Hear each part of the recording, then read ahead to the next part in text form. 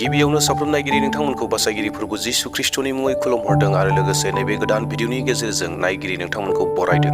आं दिनै मोनबा ख्रिस्टियानफोरनि गोरोन्थिनि बाथ्राफोरखौ लानानै फैदों।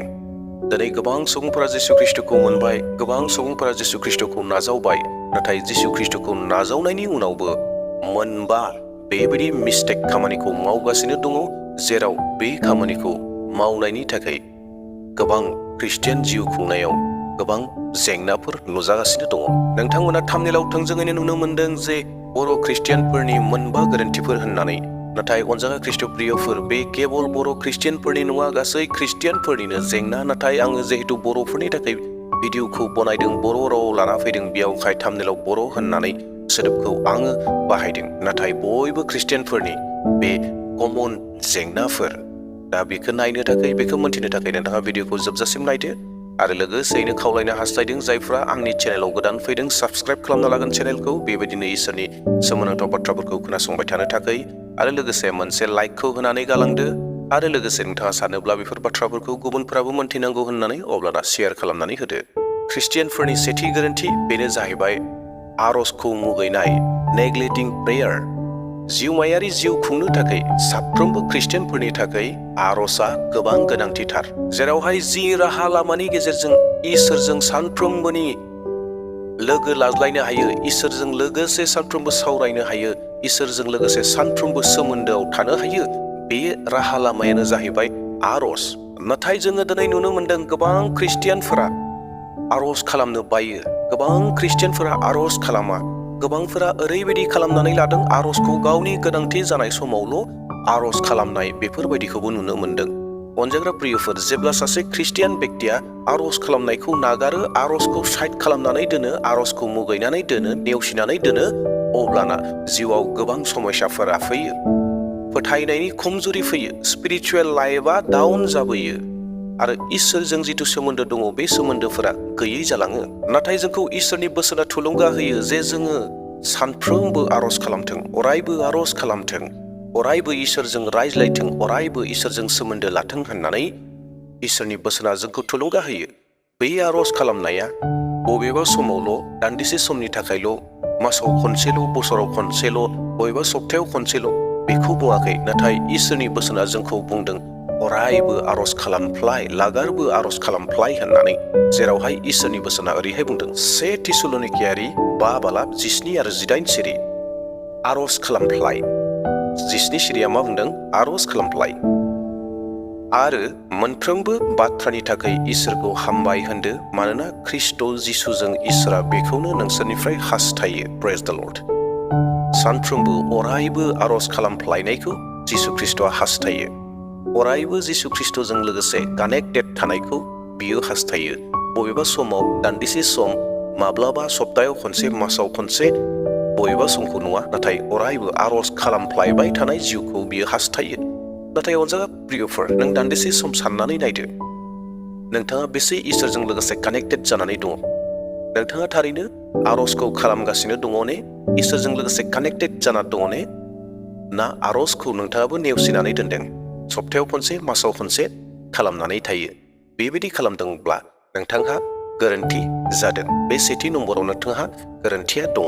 दे दानाब्ला जोङो थांदोनि नैथि गोरोन्थिखौ नायदोनि बे मा? बेनो जाहैबाय अननाय आरो दुखु खालामफानायनि आंखाल, लेक अफ लाभ एन्ड कम्पेशन। अननाया ख्रिस्टियानफोरनि मोनसे मिरु बिथोन, डेट मिन्स सेन्ट्रेल कमान्डमेन्ट। जिसु ख्रिस्ट'आ गावनो फोरोंदोंमोन जे इसोरखौ अननायनि बिसय आरो नसुंसेयारिफोरखौ अननायनि बिसय, बे जे मोनसे जोंनि थाखाय बिथोन, बेयो जोंनि थाखाय मोनसे कमान्डमेन्ट। बे बाथ्राखौ जिसु ख्रिस्ट'आनो फोरोंदोंमोन। नाथाय दिनै साबैसे ख्रिस्टियाना जिसु ख्रिस्ट'नि बे बिथोनखौ मानिदों? साबैसे जोना दिनै जिसु ख्रिस्ट'नि बे बिथोनाव दङ? दिनै साबैसे ख्रिस्टियाना गावनि नसुंसेयारिफोरखौ अननानै थाबाय थानो हादों आरो इसोरखौ अननानै दङ? अनजाग्रा प्रियफोर, जेब्ला जोङो इसोरनि थोननाय बे बिथोनखौ, इसोरखौ सानफ्रोमबोनि थाखाय दाव खालामगोन आरो गावनियाव गुबुननि सायाव कम्पेशन दिन्थिनायखौ, गुबुनखौ सहाय होनाय, गुबुनखौ मदद होनाय, गुबुनखौ अननाय, बेखौ जेब्ला दिन्थिगोन, जोङो बे जिसु ख्रिस्ट'नि खामानिखौनो मावबाय थानाय जायो। बे जिसु ख्रिस्ट'नि अननायखौ जोंनि अननायनि गेजेरजों गुबुननो दिन्थिनाय जायो। दा बेयावहाय अनजाग्रा प्रियफोर, नोंथांनियाव जिसु ख्रिस्ट'आ फोरोंनाय जि कमान्डमेन्ट, ग्रेटेस्ट कमान्डमेन्ट, बियो दङना गैया? इसोरखौ अननाय आरो नसुंसेयारिखौ अननाय नोंनियाव दङना गैया? बेखौ नोंथाङा मोन्थिगौ। नोंथाङा गावनो साननानै नायदो, जेरावहाय इसोरनि बोसोना ओरैहाय बुंदों, माथाइ 22:37 आरो 39। जिसुआ बुंफिनबाय, नोङो गावनि गासै गोर्बो, गासै जिउ आरो गासै गोसोजों गावनि फोरबो इसोरखौ अन। नैनि गोनांसिनथार हुकुमा बेनो, नोङो गावनि फारा फुरुसिखौ गावखौ बादि अन। जहन 13:34 सिरि, दा आं नोंसोरनो मोनसे गोदान हुकुम होयो, गावजों गाव अनज्लाय। आं जेरै नोंसोरखौ अनदों बेबादिनो नोंसोरबो गावजों गाव अनज्लायथारनांगौ। Praise the lord. अनजाग्रा प्रियफोर, बे जाहैबाय ख्रिस्टियानफोरनो लागै मोनसे मिरु कमान्डमेन्ट, सेन्टार कमान्डमेन्ट। दा जोङो बेसेबां जोना बे खामानिखौ मावगासिनो दङ? इसोरखौ अननाय आरो नसुंसेयारिखौ अननाय, गावजों गाव अनज्लायनाय। नोंथाङा बेखौ मावदों ने? नोंथाङा गावनो साननानै नायदो। दे दानाबा जोङो थामथि गोरोन्थिखौ नायदोनि बे मा? बेनो जाहैबाय गुबुनखौ आयेन सायनाय, गुबुनखौ जाज खालामनाय, गुबुनखौ आयेन सायनाय, गुबुननि बिसय नोजोर होनानै आयेन सायबाय थानाया ख्रिस्टियानफोरनि मोनसे गिदिर जेंना, मोनसे गिदिर हेबिट, जेरावहाय गोबां मानसिफ्रा हुदा खालामनानै लादों जे गोबां मानसिफोरखौ जाज खालामो, गोबां मानसिफोरखौ नायबिजिरबाय थायो। नाथाय इसोरनि बोसोना बे बिसयाव जोंखौ मा बुंदों? अनजाग्रा प्रियफोर, जों बेखौ मोन्थिनांगोन। गुबुनखौ नोजोर होनाया, गुबुनखौ नायबिजिरबाय थानाया, गुबुनखौ जाज खालामबाय थानाया इसोरनि नुनायाव गोरोन्थि। इसोरनि बोसोना जोंखौ ओरैहायसो बुंदों, माथाइ 7:1 आरो 2 सिरि, नोंसोरो गुबुनखौ बिसार दाख्लाम, नोंसोरो इसोरजों बिसार खालामजाफिनि बादि। मानोना नोंसोरो गुबुनखौ जेरै बिसार खालामगोन, बेबादिनो नोंसोरखौबो इसोरा बिसार खालामफिनगोन, आरो नोंसोरो गुबुनखौ जेरै सुगोन बेबादिनो नोंसोरबो सुफिनजागोन। दिनै इसोरनि बोसोना जोंखौ स्पष्टयै फोरोंदों जे जोङो गुबुनखौ बिसार दाख्लाम होननानै। नाथाय गोबां ख्रिस्टियानफोर दङ जेरावहाय फुंनिफ्राय लानानै मोनाबिलिसिम गोबां समावनो बिसार खालामो, गोबां मानसिफोरनि खामानि दामानि मावनायफोरखौ बिसार खालामबाय थागोन। बे बिसार होननाय लोगो लोगोनो बबेबा हाइ कर्टआव जिरायनाय, बबेबा मण्डलिफोरनि रायजो नाङैनो जिरायनाय बिसारनि बाथ्राल' नङा, बेखौ बुङाखै।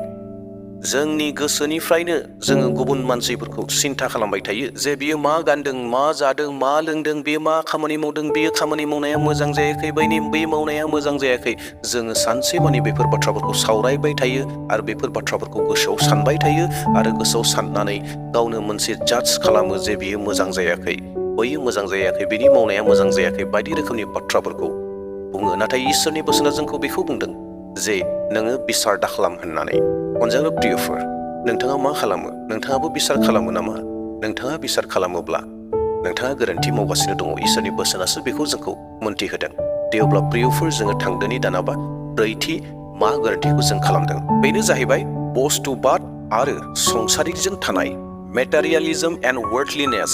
आथिखालनि बे मुगायाव बस्तुबाद आरो संसारिक जानानै थानो थाखाय गोबां सहस, गोबां रोखोमनि मेटारियेलिज्मफोरा दङ, जि मेटारियेलिज्मफोरा मानसिफोरखौ, गोबां ख्रिस्टियानफोरखौ सोमोनांहोनानै बिनि सुन्दरता, बिनि गोजोननायखौ लाहोनो थाखाय गोबां रोखोमनि बुस्थुफोर दङ, जि बुस्थुफोरा गोबां मानसिफोरखौ सोमोनांहोयो आरो संसारजों लोगोसे मिलायनानै, संसारजों लोगोसे गब'नानै, संसारजों लोगोसे थानो थाखाय संसारनि अननायफोरखौ, संसारा गोबां रोखोमनि अननायफोरखौ होनो हायो, बेफोरजों थानो थाखाय गोबां सहसथार।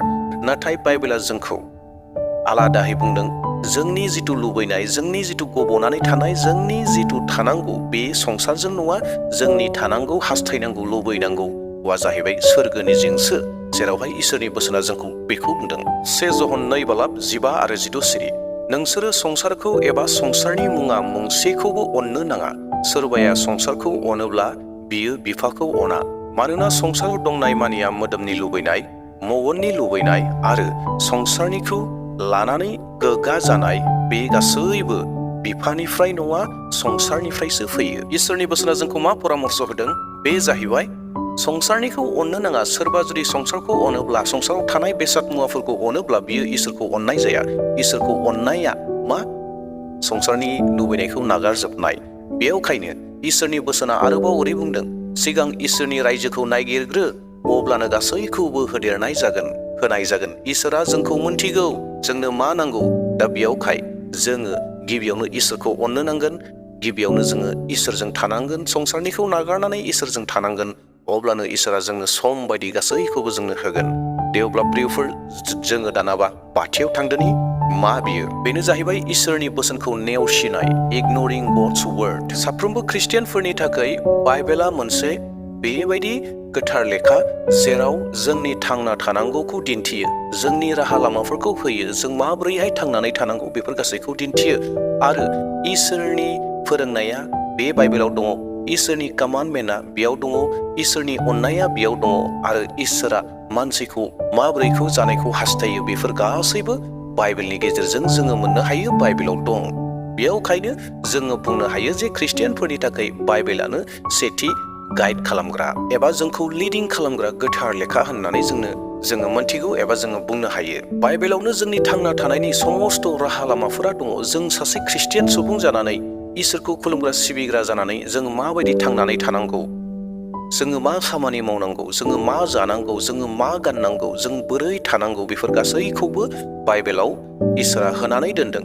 नाथाय जों जुदि बाइबेलखौ नेवसिनानै दोनोब्ला, फरायाब्ला बैफोर गासै बाथ्राफोरखौ मोनथिनाय नङा आरो जोङो बोरै थांनानै थानांगौ बेफोर गासै बाथ्राफोरखौ मोननो हानाय नङा, मोनथिनाय नङा। दा अनजाग्रा प्रियफोर, इसोरनि बोसोना जोंखौ ओरैहाय बुंदों, गितफोरनि 1 नाम्बारनि 2 सिरि आरो फोरबोनि रदाय खानायाव खुसि जायो, बिनि रदायाव हर सान देहेन खालाम। इसोरनि बोसोनखौ हर सान देहेन खालामनायासो जोंनि खामानि। बबेबा समावल' नङा, दान्दिसे समनि थाखाय नङा, सानसेनि थाखाय नङा, बबेबा सप्तासेयाव खनसे नङा, नाथाय इसोरनि बोसोना मा बुंदों? देहेन, रदायाव हर सान देहेन खालामनायनि बाथ्राखौ बुंदों।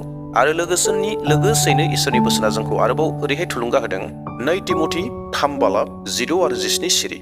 शास्त्रा इसोरनिफ्राय जाबाय, नंगौखौ फोरोंनाय, जायिखौ रायनाय, गोरोन्थि मावनायखौ फोसाबनाय आरो धोरोमाव लुखांनायनि थाखाय बियो गोनांथार। अब्लासो बि इसोरनि मानसिया मोनफ्रोमबो गाहाम हाबानि थाखाय थाम-थिम खालामजाखानाय जागोन। नोंथाङा सासे ख्रिस्टियान जानानै, जिसु ख्रिस्टखौ मोनथिनानै इसोरनि गोथार बोसोनखौ देहेन खालामो ने? सानफ्रोमबो देहेन खालामो ने?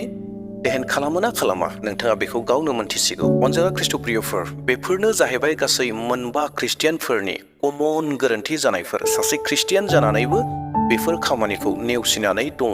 आङो गोसोखांहोफिननो हास्थायदों, बेफोरनो जाहैबाय नेग्लेक्टिं प्रेयार, आरजखौ नेवसिनाय, लेक अफ लाभ एन्ड कम्पेशन, जाजिं आदार, मेटारियेलिज्म एन्ड वर्ल्डलिनेस एन्ड इगनरिं गड्स वर्ड।